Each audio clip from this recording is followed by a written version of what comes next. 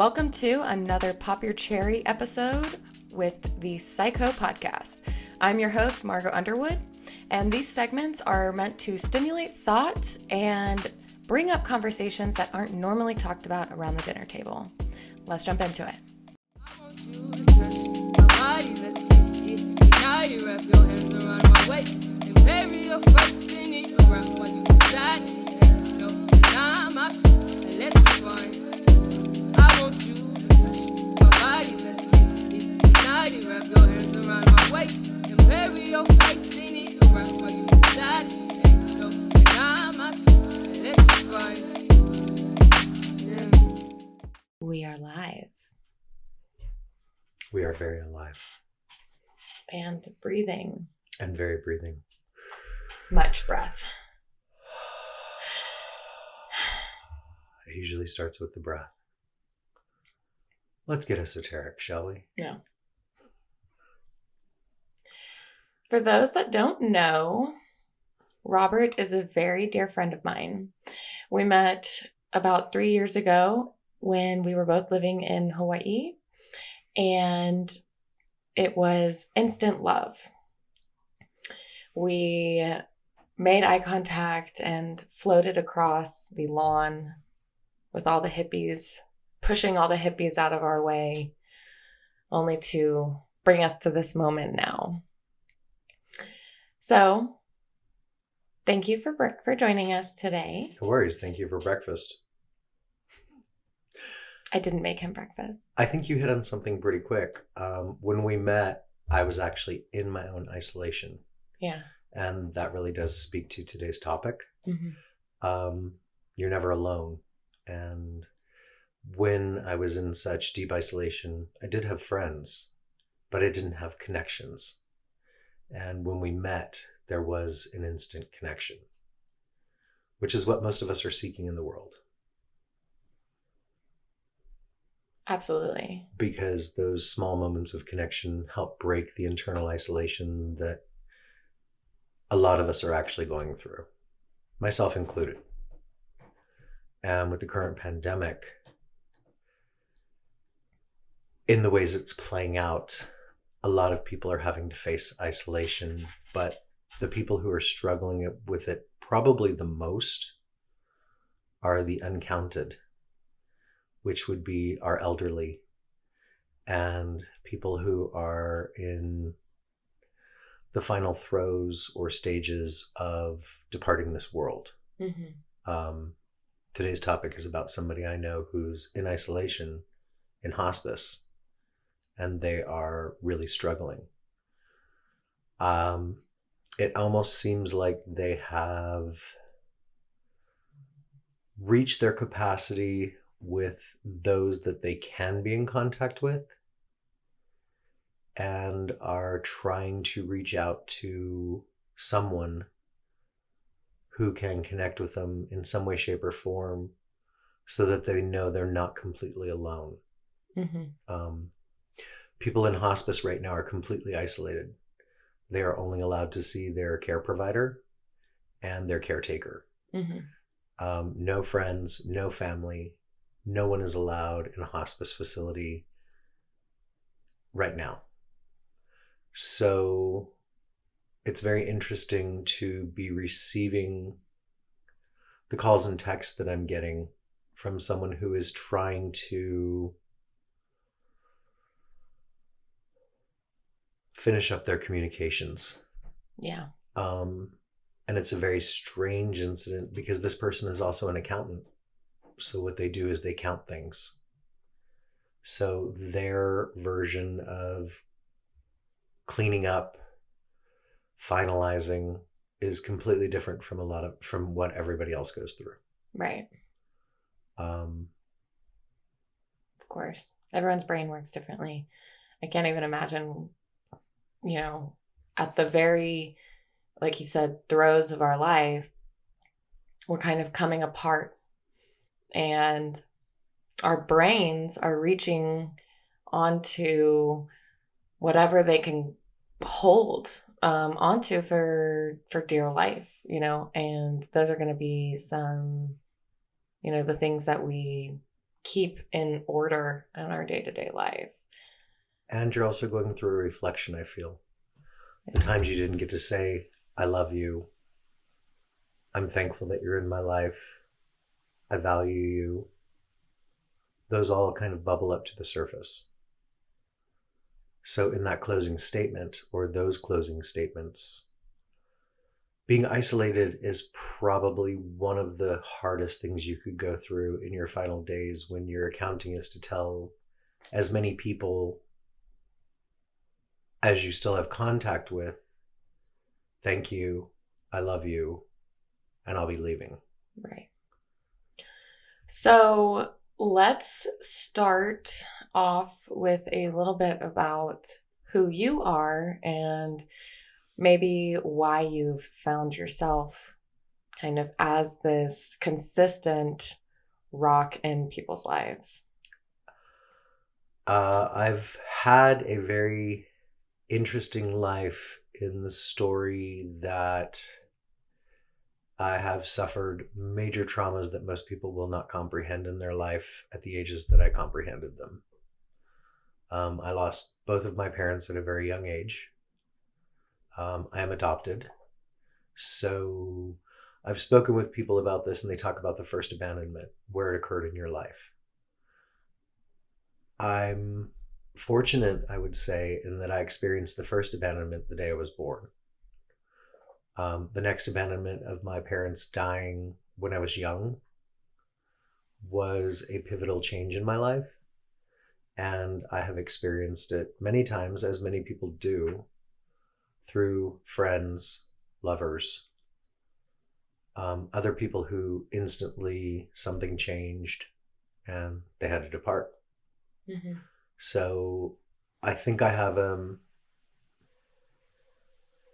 empathetic ear when it comes to what people are navigating in confusion and loss. Not that I don't struggle with it myself, but to me, it has become almost a natural state. I'll give you an example. I have a friend. I was doing a job one night, and she called me out of the blue and said, my mother just died. And the only response I could give her was, welcome to the club. Mm-hmm.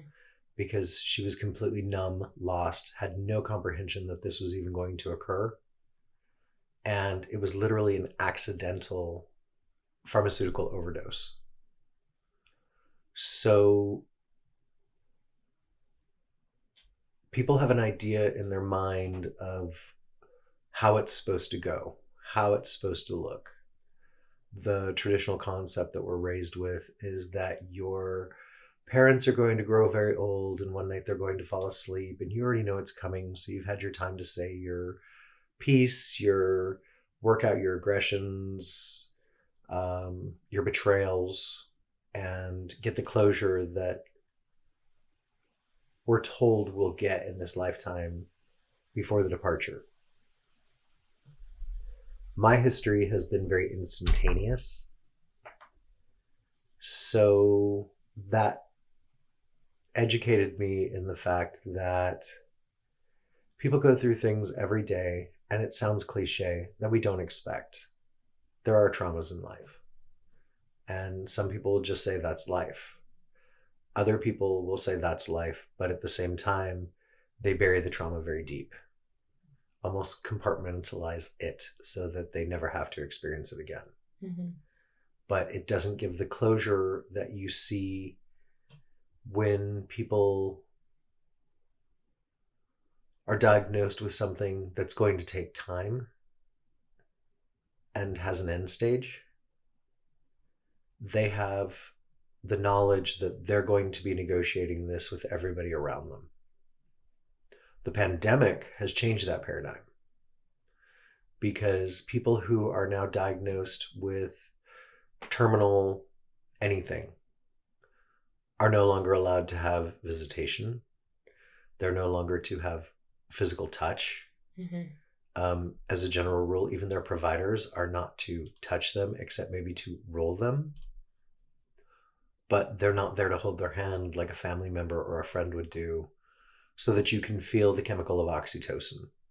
Right. which is created off of touch. Right. A little more history about myself.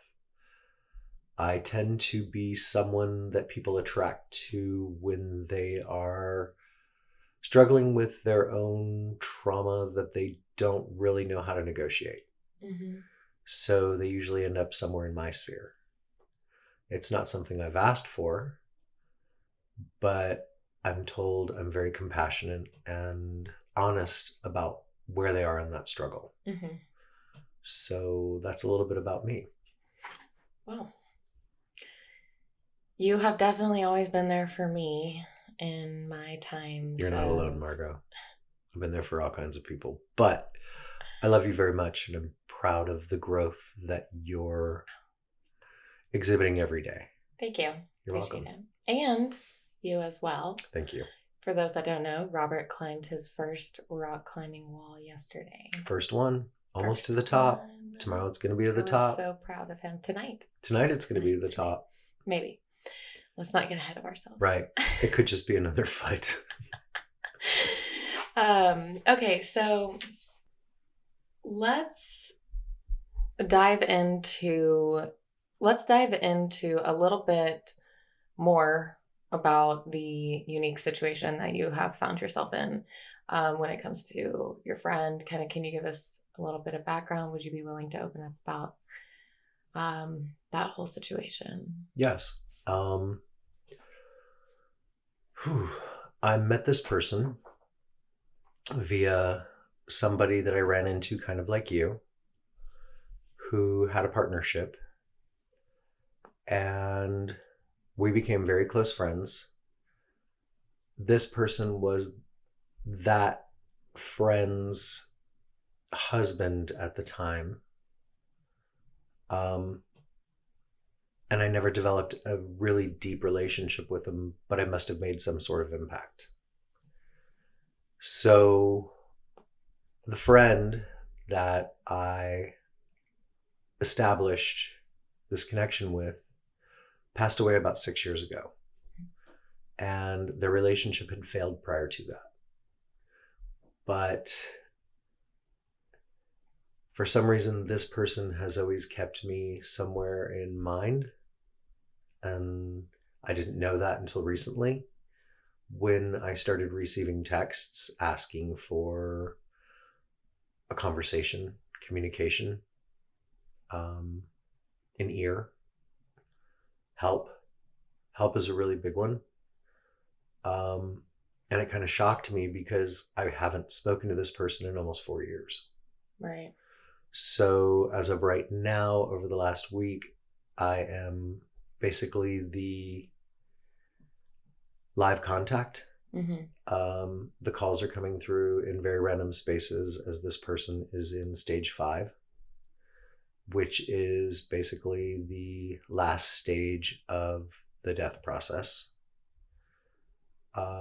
And is also in isolation in a hospice due to COVID. No one can come see him, no visitors, very little physical contact due to the fact that his caretakers are in and out of the property. So I've sort of ended up in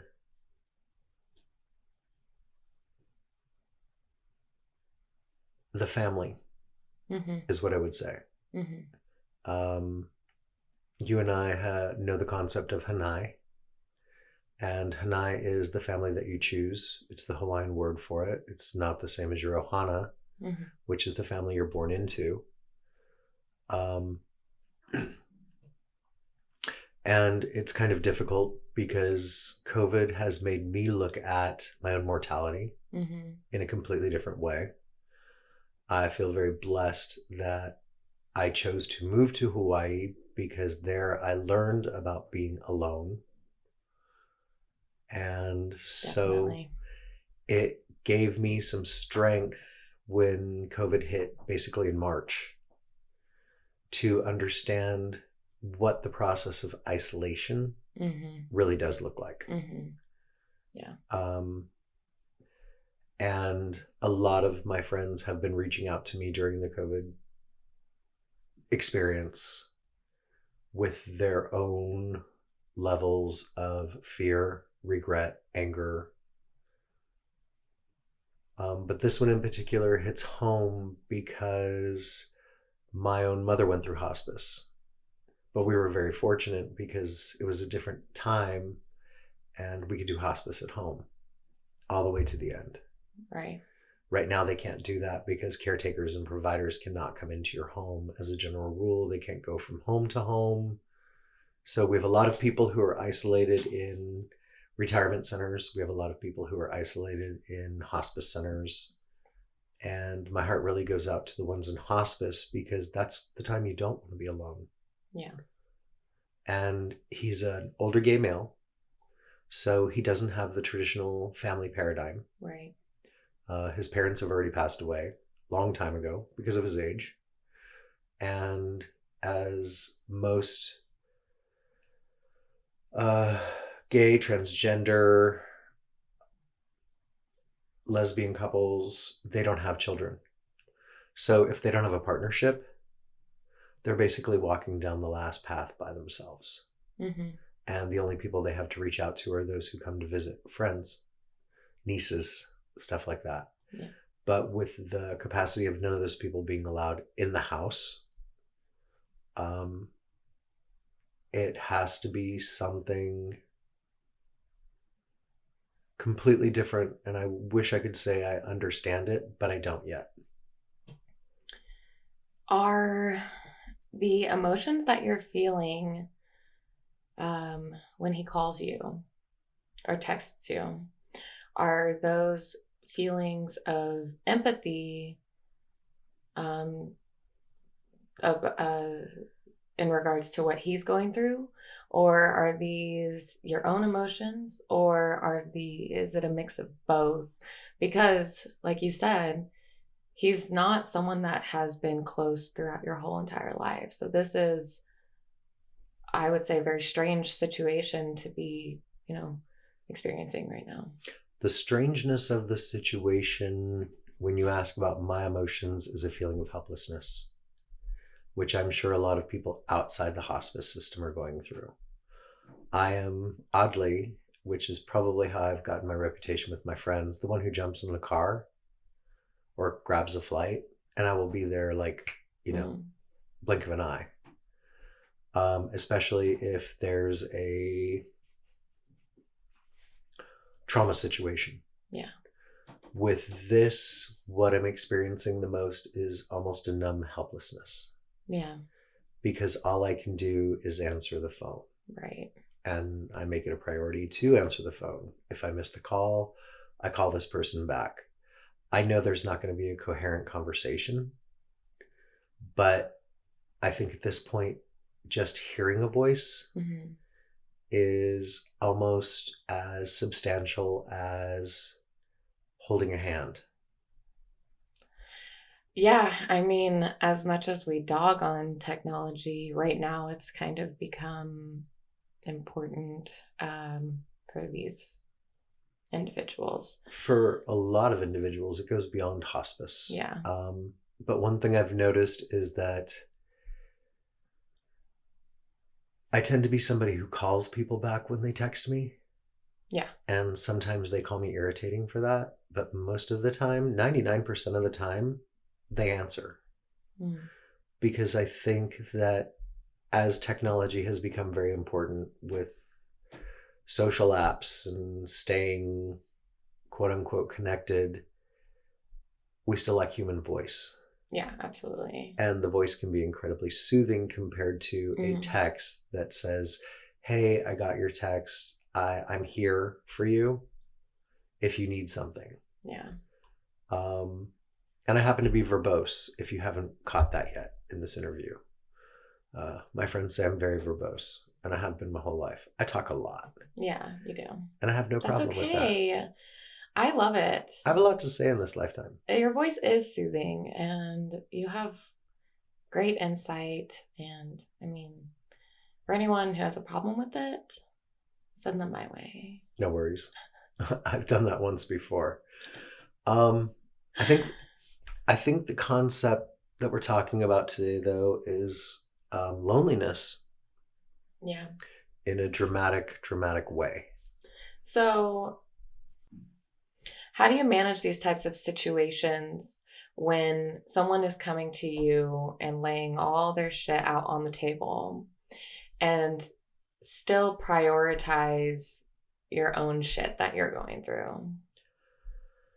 Well, when someone comes to me, I put my shit aside, Mm-hmm. because it's a bag that I've always carried. So I can open it up and pack it and unpack it. But when someone else is in need, it's not about me. I have insight from the things that I know. So most of it is my personal experience and my personal opinion. But as far as my emotions, it took me years to not overlay their situation onto my life. And I'm still working through that. Like, I can't overlay this person's exit from this planet onto my life. But I can be there for them, understanding that they must be going through more than I can comprehend in this moment. And oddly, it's going to sound really lame. Gratitude. Gratitude for the fact that I can actually be there for somebody, not gratitude that I'm not in that situation. Yeah. Because I would hope that if I was in that simple situation, someone would be there for me. Absolutely. What do you think the hardest part about social isolation has been for you specifically? Demons. Mm-hmm. And I went through that prior to the pandemic. Mm-hmm. I'll tell you what. Or still going through it? Always. We're always meeting our demons. There is no such thing as no shadow side in your life. Right. And our wounds are lifetime wounds. Sometimes we let them scar over. Sometimes we open up the scars to let them bleed. I have the capacity to do that, and I'm very thankful that I've given myself the capacity to do that. I'm a man who can cry, which most people don't see as a sign of strength. There are times recently with this current situation when I got a call the other day and the confusion of the text came through. There was a moment of, I need to give you someone's number because I can't reach them. And we went through 9 different phone numbers. This person has known this phone number for years, like a snap. And when we finally got the communication through and this person was back to a calm state because they got the communication through, I had to step back for a minute, let the emotions well up, and drop some tears. And when I do that, I usually go do it alone. Mm-hmm. Because I don't really feel in that moment that anybody needs to see it. It's just a cathartic release on my behalf. What other types of self-soothing techniques do you incorporate in order to kind of mitigate the effects of all of these heavy emotions? I had a huge trauma years ago, and I could not stop the loop effect of the trauma. So I went to a therapist who told me to go home and meditate. And basically I had been up 22 hours a day in this loop trauma, day and night, on my knees in the backyard, crying, praying, everything you could think of. And without even knowing what I was doing, one day I pulled out my bike and went for a bike ride. Mm-hmm. Because I just somewhere couldn't take the thought anymore. And while I was bike riding, I had to focus on the pedals. I had to focus on not falling over. I had to focus on so many things that you take for granted when you're in a good mood riding a bike. And I went back to the therapist and he said, I want you to go home and meditate. I told him, you're fucking nuts, because I just told you I left a place from that kind of isolation and trying to find that tranquility. And his question to me was, well, what are you doing? And all I could tell him is, I'm riding my bike right now. And he's like, keep doing that. That is your meditation. Mm-hmm. So when I go through a trauma, or I'm experiencing trying to navigate trauma with someone else, or isolation, or which I generally find is fear in isolation, I tend to walk. Mm-hmm. I'll go for a walk. It sounds really lame. It I sounds think it sounds lame. almost too simple, but it works for me. I mean, when you're moving, you're also, and when you're exercising, you're also producing chemicals in your brain and that are stress relieving chemicals that are regulating your cortisol, stuff like that. So I can understand how that would definitely give you a physiological response to stress. So I would also reach out for hugs. I'm very fortunate that I have a lot of friends like you that are huggers. oh, I'm a hugger, I'm a kisser. They can actually I'm a caresser. right. If I was having a really bad moment, I could jump in bed with you in a non-sexual way. Yeah.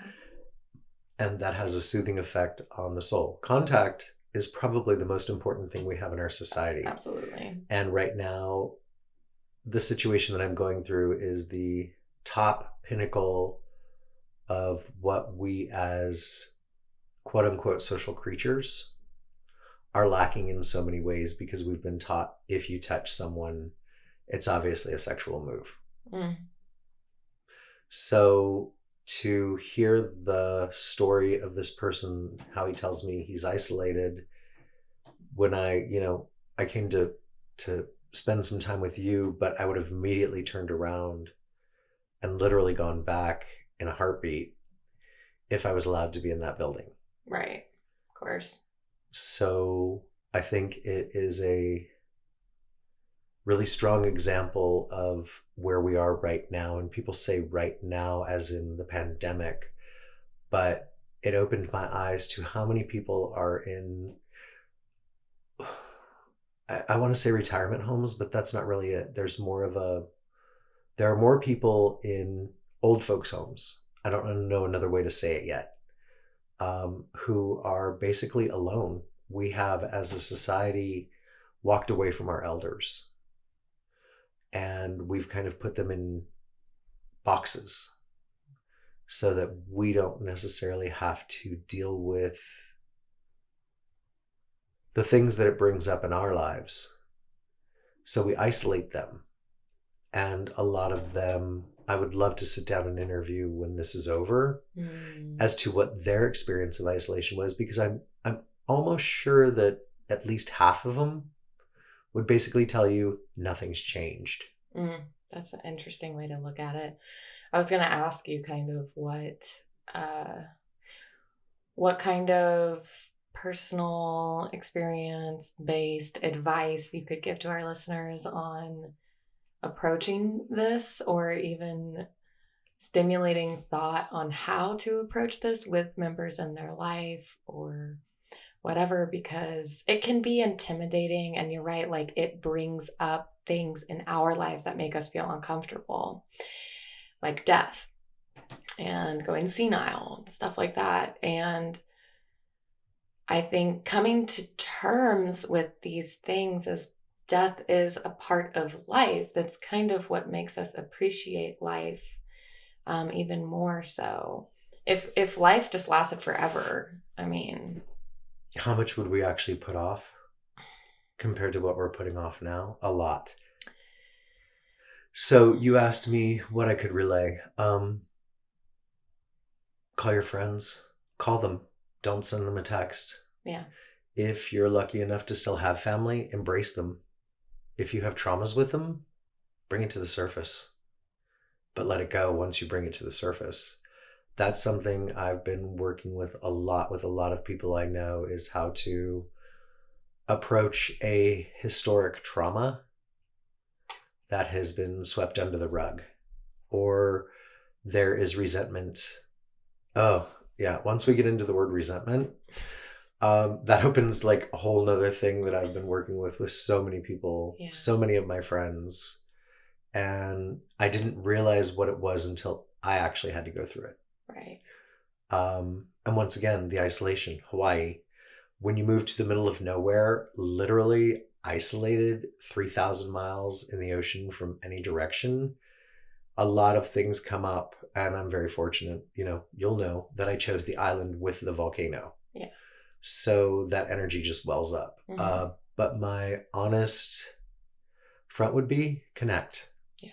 And I've met somebody recently through you who has really made some huge jumps in my thought pattern within a very short time because of honesty. Yeah.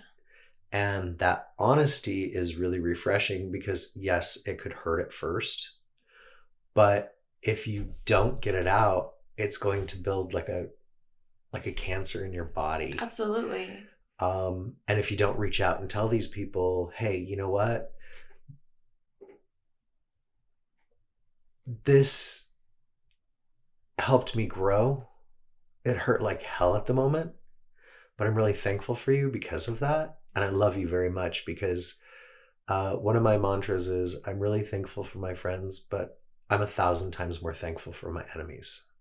That's interesting. Because they really did show up and bring something out in me that I really needed to look at. Yeah. But the best thing, right now what we're missing is, I can't say love, but it is love.